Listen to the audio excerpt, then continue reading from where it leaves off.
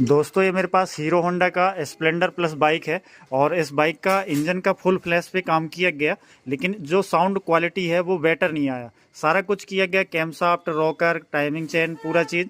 और इंजन से ऐसा साउंड, जब इंजन बांधा गया उसके बाद ऐसा साउंड आ रहा है इसके अंदर जैसे कि इसका जो क्रैंक बेरिंग है वो ख़राब है, उस टाइप का साउंड आ रहा है। तो मैंने इसे डायग्नोस करने के लिए इसका इंजन ऑयल अभी निकाला हुआ हूँ यहाँ पे, ठीक। और इसे हम इसी तरीके से स्टार्ट करके एक बार आपको साउंड सुनाएंगे कि वो साउंड किस तरीके से आता है इसके अंदर।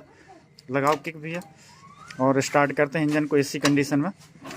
रुको मैं इग्निशन ऑन करते हैं। देखो साउंड आ रहा है, यहाँ पे हल्का मैं रेस करूँगा।